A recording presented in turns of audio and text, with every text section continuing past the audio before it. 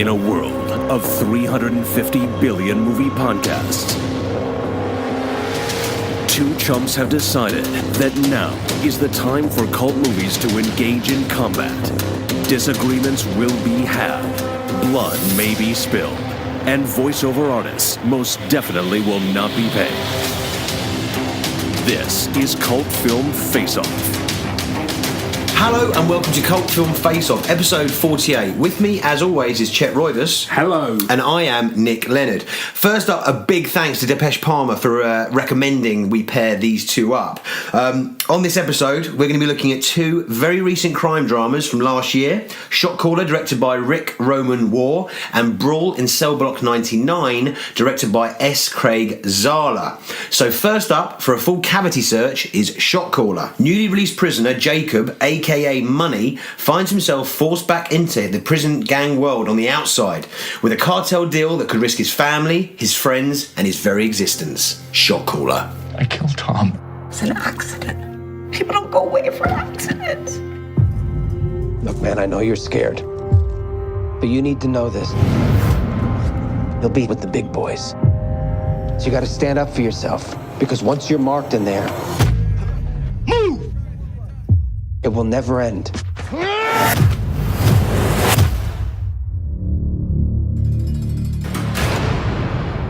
I'm not looking for trouble.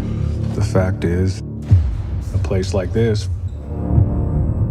forces us to become warriors or victims. The only thing that matters is you getting home to your family in one piece. You'll get your hands dirty like the rest of us.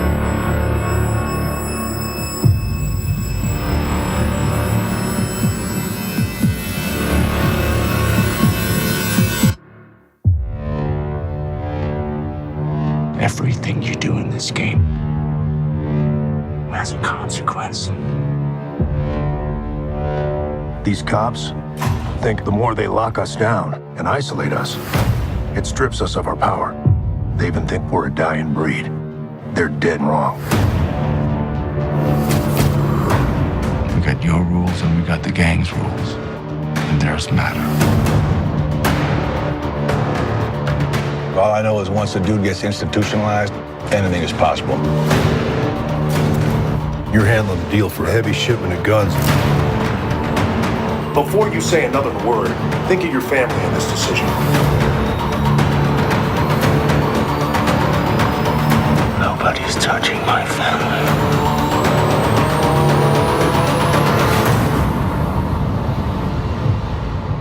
Right, Shot Caller. Had you seen it? I certainly hadn't seen it. No, I mean it's not been out for very long. Incidentally, we should point out we know these aren't cult movies. They They could well end up being cult. And the whole thing about a cult movie is that it's something that down the road it will be referred to potentially as a cult. And who the hell is to say when you can say that that's anyway? Sorry, just wanted to get that out of the way. No, I hadn't seen it. I'd heard of it. Yep. I wanted to see it, but no, hadn't seen it. What about you? Okay, I massively wanted to see it. I saw the posters everywhere, quite featuring prominently on the Underground in London, and it caught my eye. And I really like the lead actor. Apologies, I'm trying. I want to hear this. I'm trying to pronounce his name, Nicola Costa-Waldau. I think I'm going to call him Jamie Lannister. That's what everybody knows him for. He's Jamie Lannister, and he is the central character in Shot Caller. So what did I think of Shot Caller?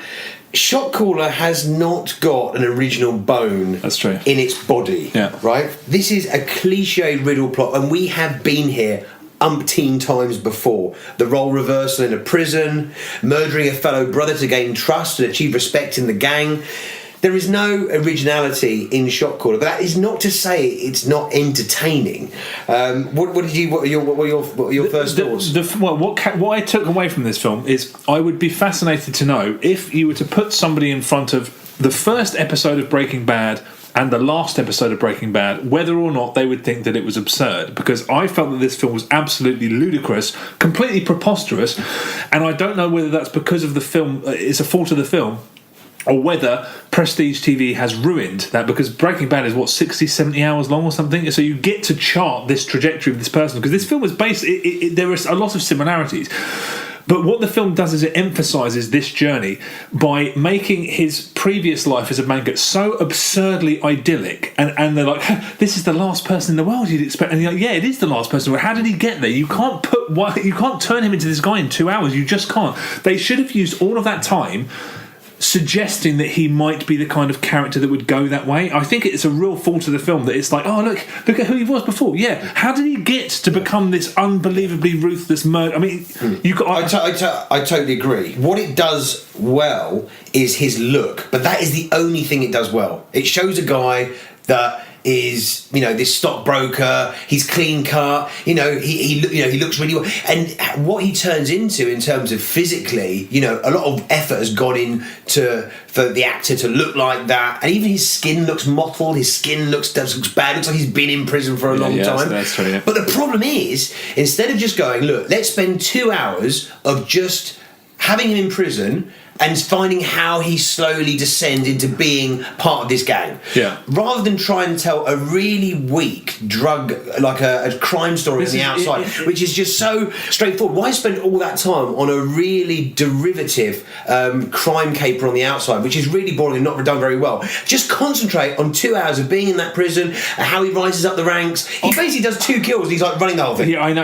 I honestly think this has gone through many different versions, because this is the only way to describe the structure of this film was hickledy-pickledy. There is. The structure is complicated for absolutely no reason. I think they overcomplicated it to try and distract attention away from how fucking preposterous it is. I think there's a scene here and then it goes back and then it comes forward and it moves around to no real avail. It doesn't really help the drama. I honestly think they're trying to disguise the fact that they kind of went the wrong way with it. Like you said, there's a very, very straightforward crime caper. I'm like, okay, fine, is this the kind of movie it is? But you can't. It's also trying to illustrate this guy who's gone from A to B. And you're like, there's no way. You can't just show a guy. Here's what they're 2 completely different characters. But you're also given nothing. You don't learn anything about his motivation. This is what I'm talking about. Anything. There's just a lot of shots of, and the thing is, it's a very understated performance. It's an understated performance because he's got nothing. He's been given nothing. I think it's a brilliantly acted film throughout. I think it's really nice. The acting is great, and I feel so sorry for the cast because the script is shit. I just think it should have been terrible. It should have been one thing or the other. It should have been I don't think I would necessarily have minded the cliches if it was just a straight ahead drama. At least it was a story well told. Mangling it with this fucking absolutely ludicrous. Look at this guy. Yeah, I know. There's no way that you can possibly tell me a convincing story where he turns into a fucking cold-blooded... A stockbroker who's had no criminal history whatsoever is convicted of a drunk driving death, right? It's this preposterous... The perfect family man. I know. And then he becomes, like, one of the highest up people in, like, also, like, the infamous Chino prison in California. Yeah, this is not a guy that's been sentenced to, like, a small town jail. I know. It is this is why I started thinking... Breaking Bad looks preposterous until you actually get to the real nitty-gritty, which takes fucking hundreds of hours. And great script and great exchanges of dialogue. That's true. But has that kind of television rendered stories like this impossible to tell? Well, no, because I think there are prison films where they delve way more into the characters and the relationships. I mean, just to pluck one, Start Up, for instance. That really goes into the relationship between a father and a son, and you believe the kind of where that guy ends up. The script is, I can't stress how bad this guy, and I felt so sorry for the cast because the cast are uniform but brilliant. It also looks the way a film like this should. It's shot fantastic, and it's basically this movie maintains a kind of C- grip throughout. There's no standout scene. There's no moment you remember. It just keeps you just compelled enough, and then it ends. Exactly, and that's not. It looks very nice, and that's definitely. I didn't hate it. I really didn't hate it. No, it's it was entertaining, but it was just dumb. It was daft as a brush.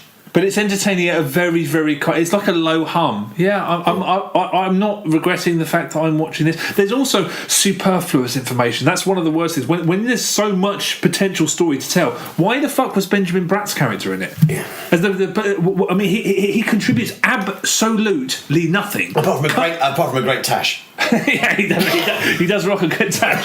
But cut that shit out of it. Yeah. Oh, this is a bemusing film. I honestly reckon somewhere there's a fucking 5-hour version. I like to think there's a 5-hour version of this movie that's probably damn near close to being a kick-ass film. Yeah, well, I think they had a different script and maybe they just concentrated on being a 2-hour prison movie. And really examining what happened there. It was done in like probably 4 or 5 scenes, you know, and that doesn't give that journey or that changing character the justice, the gravitas it requires for you to feel something about the character. I didn't feel anything for him, you know. No, I didn't really either. But also, there's another thing another real fundamental problem I had with it is that they introduce his relationship with his son, and you're like, okay, how is that going to play out? Basically, the son appears, is angry with his dad, and then at the end of the film goes, "I forgive you, Dad." Where did that come from? What is that about? Why did he forgive his father? Why? I disliked all the neatness of the tie-up at the end. It was just everything neatly tied up. You know, he gets his revenge. He kills the beast. His family's going to be okay. His son's forgiven him.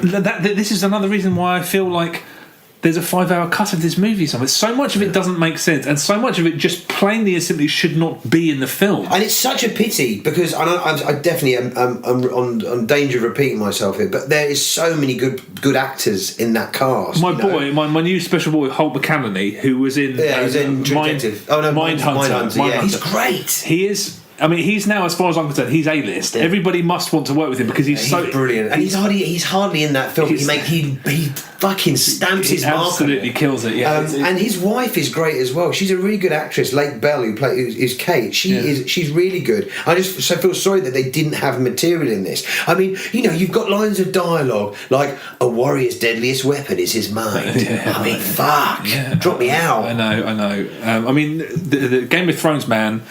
Nikolai. Jamie Lannister. He's got real leading man chops, and I actually think he does about as well as you can do with what he's given with a fucking stupid character who would never in a million years exist. And also, a special mention to the fantastic... The cinematography is lush. And that's Dana Gonzalez, who did brilliant work on the Fargo TV series. Oh, okay. That's why it looks so damn good. Yeah, I was really looking forward to this film, and it was an absolute letdown. I feel like... Every plot development is so predictable. The double cross from the shotgun I know. was so... telegraphed isn't even, you know... I don't have a problem if it does it well. I wish it was a straight down the line, either a prison movie or a crime case or something, but it just overcomplicates itself, and it has this ridiculously absurd conceit at the centre of it. I'm so animated about this because I felt like there was 3 good films fighting to get out. But then it ends up just being nowhere near as good as the sum of its parts. It's a mess. If you can enjoy good-looking films that have impeccable acting in them, this is not a film to be swerved. I wouldn't dissuade certain people that I know from seeing this movie because I think they'd get a lot more out of it. Absolute casual film viewers would find this quite entertaining. I think, but people, I know some people who just really, the thing that they demand more than anything else is absolutely top-notch acting. And for it to look really nice. Yeah, it could have been a really great movie. It's a frustrating film. Yeah, I forgive you, Dad. Why? There are much better prison films out there. Crikey, there's no Startup, Chopper. There's just so many great prison movies. Would you class Chopper as a prison movie? Well, a lot of it's set in the prison. Yeah, majority of the second half is in prison. I always think of the second half. Anyway, sorry, this is a different conversation. But yeah, okay, just a C- movie that's just constantly threatens to become an A and never does. And it's like a straight line. It really is just like the end. Anyway, sorry, we've said enough. It's a straight line, C-. Yeah. Okay, on to the next. Yep. Right, so freshly out of the hole after the liquid cosh is Brawl in Cell Block 99. Ex-boxer turned drug runner Bradley Thomas ends up incarcerated after a drug deal goes south. What follows is a series of events which land Bradley in a deadly prison battlefield like no other. Brawl in Cell Block 99.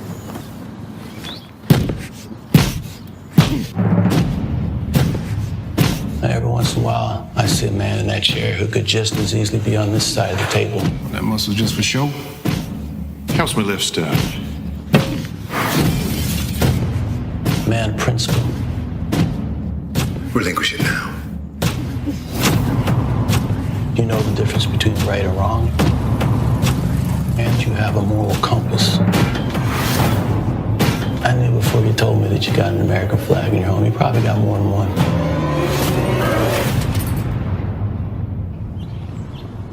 You're a patriot.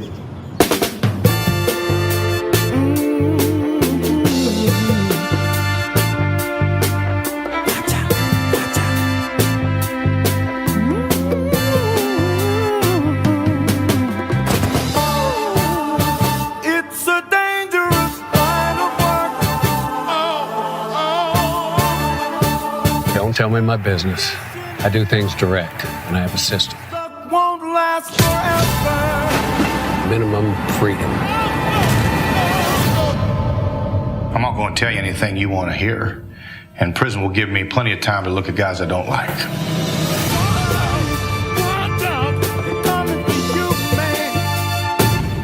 Right, brought us up at 99. Have you seen it? Have you heard about it? I hadn't seen it. I'd certainly heard about it. It was only a matter of time until I saw it. I was a huge fan of Bone Tomahawk. They played it for one day at the local lighthouse, one showing, 9 o'clock, and I managed to get down and I saw it on the big screen. You saw it on the big screen. Yeah, it was a terrific film. Yeah, really loved it. Loved it. Yeah. So I was going to see this film anyway. It's great. Someone suggested that we watch it. So yeah. What about you? I assume. I'd heard about it, heard lots about it, and was really happy when this pairing was suggested. Vince Vaughn's headbanger in a slammer. I love the shit out of this film. I really did. Can I just say one thing? We should start every episode with this. Oh, spoilers. More spoilers than a Dagenham Ford dealers. This goes without saying, but I want to stress it particularly. If you have any interest in this movie, and you should, well, I won't say you should because most people should, but if you have any interest in seeing this movie, stop listening to this and go and watch it. Because it's impossible to critique this without spoiling. But it's also I've recommended it to four of my friends in the last 2 weeks, and not all of my friends, because this is nothing if not a film that is not for everybody, but I've recommended it to four different friends, and they've all come back amazingly positive because they all went in blind, as did I. So yeah, basically spoiler alert, which it goes without saying anyway, but sorry, go on. Yeah, fair play. So Vince Vaughn, pensive, southern rage, volatile, an absolutely captivating performance by Vince Vaughn. I can't believe he had the chops to when it started, I was like, I'm not going to buy into this, and then it was only, it must have been 10 minutes, and I was like, or maybe even less. I was like, okay, yeah. I didn't even think about it. I was like, at first I thought I'm not going to buy it, and boy was I wrong. Yeah, okay, so let's start from the off. This film is a real slow burn, which is just like Bone Tomahawk, Zahler's first film. It's a Trojan horse of a movie though, because it's this slow burn. The fucking horse is there, and then it unloads with absolute barbaric ferocity. But what is really important about the slow burn is the time that you're spending with Vince Vaughn. The opening sequence is he finds out that his wife is having an affair, and they sit down in their house, and the script was great. I just completely believed in this relationship and in these two characters. And this is preceded by Vince Vaughn brutalising a car. Yeah, but in such an interesting way, how he destroys that car. Because obviously, what it is, it's setting up about how he brutalises humans later on in the film. It's a methodical, bone-crunching smash-up of this car. But it's sort of illustrating that he's not really a bad guy, because he would never have taken that rage out on his wife, for example. Exactly. This is a guy that is absolutely pushed to the absolute limits. He has to basically defend his wife and his unborn child, and this is the absolute justification for him completely going fucking opening up the most biggest can of whoop-ass on the final section of the film. What did you think of it?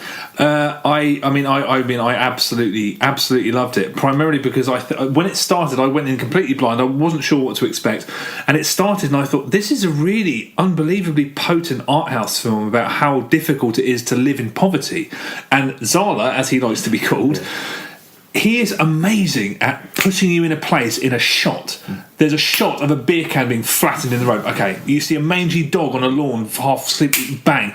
The first scene in prison is just a shot upwards at a mossy wall. You're immediately in these His establishing shots are great. He can take you somewhere almost instantly. And his dialogue is the best type of dialogue. It is infused with character at every turn. When he's arguing with his wife, and they come to some sort of reconciliation, and they're bonding again. He says to her, "Do you abide?"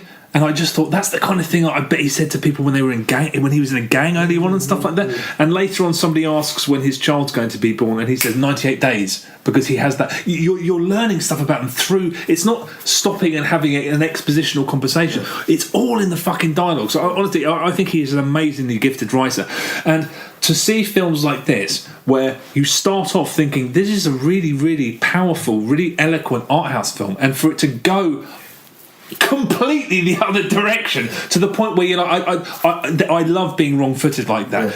I really love it because he doesn't care. And if you were to look at reviews, I kind of read some, because I was for the hour after I saw it, I was obsessed, and I was reading through reviews. You will see mentions of Elmore Leonard, you will see words like Grindhouse and Midnight Movie, and Tarantino's mentioned. And I think the Tarantino comparison is actually for the first time ever apt, because he just doesn't care. And I don't mean he doesn't care about his filmmaking, quite the opposite, but he just doesn't care. He just goes where he goes. There is no compromise. No, exactly. It's this. I finished this and I actually laughed. Right, I actually laughed. The last shot of this, and I can't. It's such a spoiler mentioning what the last shot was. Okay, I won't mention. But I was so satisfied with how it ended. I laughed. Yeah. I was like, I felt absolutely overjoyed with this film. It's like he takes no fucking prisoners, right? And this is a guy. Zahler is a guy who is a fan of the genre. This is a genre fan. What genre is this? It's 70s exploitation, hardcore revenge, right? I suppose that's the way. It in the most succinct way I can that's fair enough. Sum it up. Yeah. The violence in this, I mean, I really can't understate this. The violence is so well executed and brutal, and the sound of the violence. I don't want to spoil any of the violence, because I think that's kind of a part of it in describing it. But it's one of the most visceral films I've ever seen. But what an achievement to make a film which gives you a reaction, which, and then you get to a point where you've seen so much violence, you've seen so much gore, but this, I mean,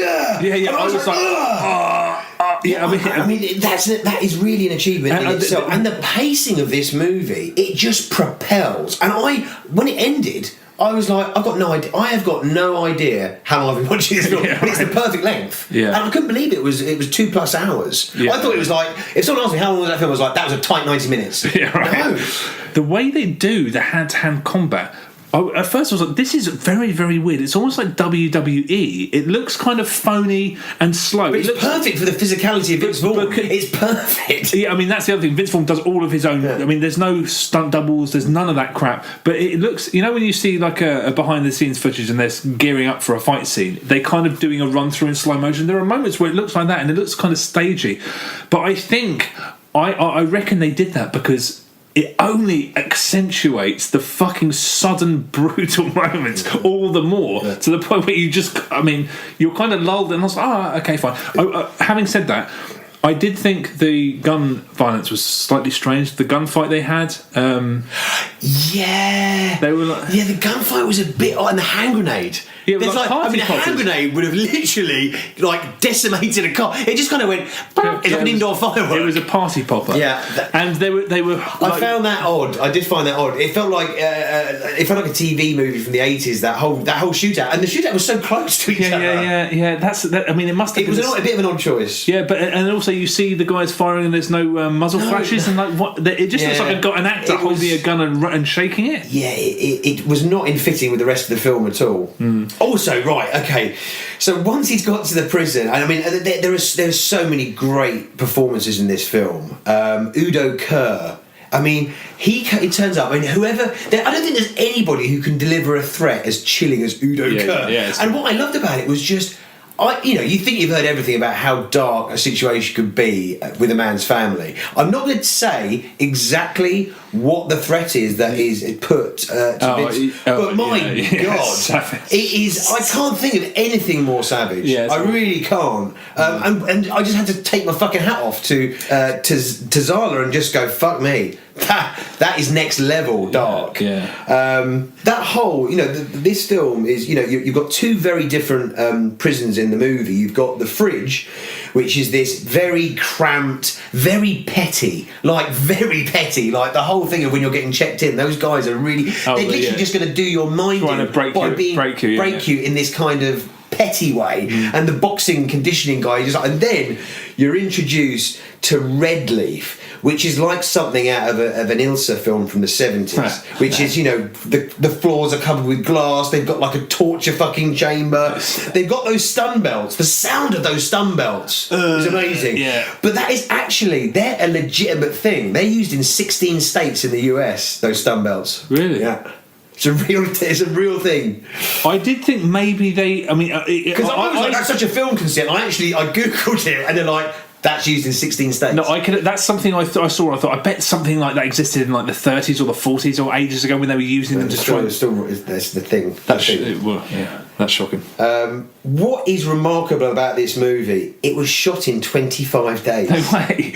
I mean, it completely and utterly blew me away. Yeah. And like I said, I've recommended it to people, and it's blown them away. Also, the dialogue has such a it has such a kick, but it has snap and pop. Yeah. There are some exchanges where you would respond as if you're seeing the fight. Oh, like there's some comebacks that Vince Vaughn comes. I'm just like, yes, man. I mean, this whole thing is that I just completely bought into this patriotic fucking ex-boxer. I just bought into that character. I love when he goes out into the prison yard and he's going to go and work out, and then he talks about the US flag and he goes, I don't think it's Red Ryder burrito. I was like, fucking genius. There's something that he said. I can't remember what it was, so I can't spoil it. But there's just like, it's such a he knows how to fucking write movie dialogue, for God's sake. And Vince Vaughn knows how to. Vince Vaughn is just fantastic in that role. Yeah. Utterly believable. And another thing with Zahler as well, which I think is great, is that he directed this, he wrote this. The soundtrack, I love Rare Groove, I love Motown, and I was like, I've not heard this OJ's track before. I've heard a lot of the OJ's, right? This soundtrack was written by Zahler, and then he had Butch Tavares and the OJ's recorded. It's a fucking great sound. It's been on my Spotify all week. It's a brilliant soundtrack, and that's just such a weird. And that soundtrack, that's played when he's in the car. That's played when they're in the prison. Yeah. It's brilliant. I think the journey of this film can kind of be summed up in a scene, or my reaction to this movie can kind of be summed up in a scene. Early on, when Vince Vaughn's character is running drugs, he goes to make a delivery, and it's in an apartment block, but there's this perspex window. Oh, yeah. There's like a section of a bank in an apartment, and I thought, that is is it ridiculous? If you were a drug mogul, and it's serious drugs, and you know that you're fucked if you get pinched anyway, so you might as well protect yourself from the local hoodlums. And then I was like, and the whole time you're kind of stuck in that. I don't know how completely preposterous this is, or whether how completely genuine it is, or both at the same time. I mean, I fucking absolutely loved this film. Absolutely loved it. I mean, I would definitely not recommend it to anyone because the violence is really.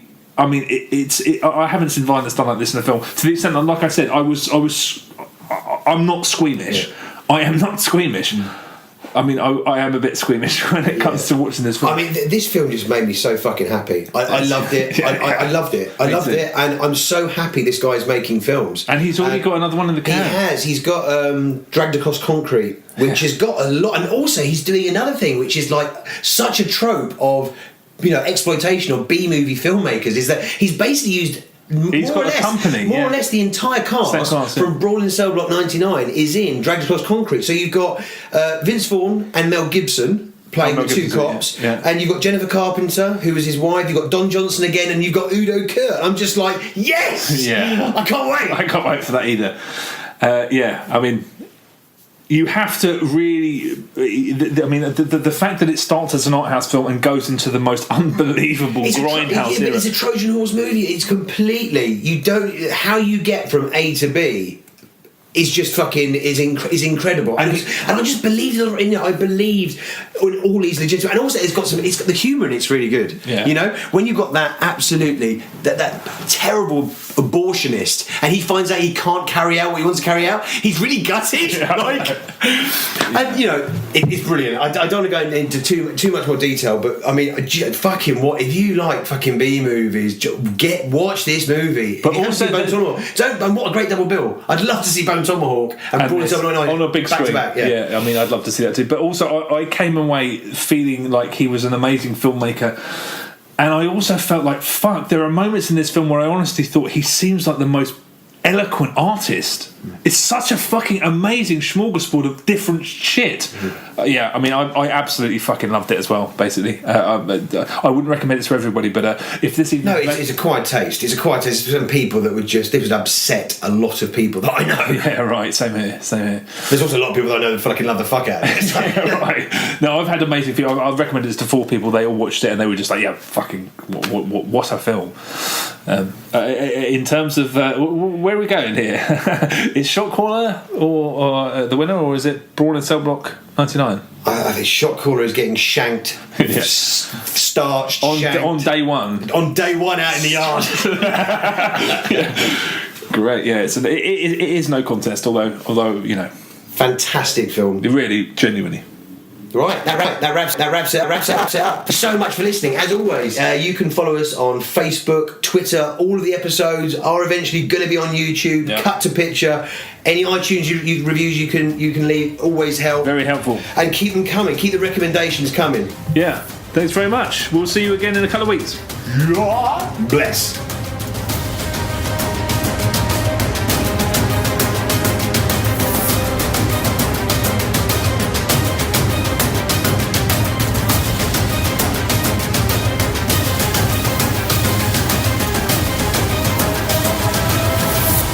Cult film Face-Off.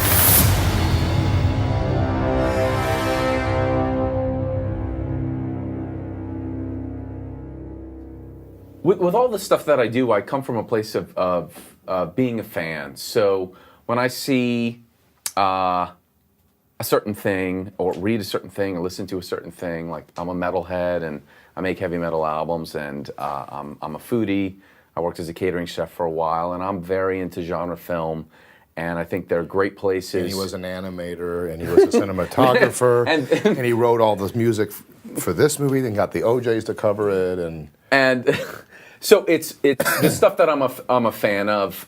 There's a certain point when I start breaking it down and what I want to see differently. So in the case of Brawl in Cell Block 99, I'd seen a bunch of prison movies at a retrospective house in New York named Film Forum, and started thinking about what I would do differently, and what tropes I would take and which I would discard, and so really just came up with a story that's interesting for me. But one of the things that keeps the passion strong for all of this stuff is changing genre. So you know, I've written a lot of westerns, a lot of crime pieces, a fair amount of horror, a fair amount of hard science fiction. For a period of time, it looked like actually the piece of mine that was going to go forward was one of several sitcoms I'd written. So it's by just doing different things, it keeps it really fresh for me. But it comes from a place of I'm a devourer of all this different types of media, be it a progressive rock album by King Crimson, or an underground death metal album, or the silent comedies of Buster Keaton. These are things that I like, and I want to figure out how to do my own version of them.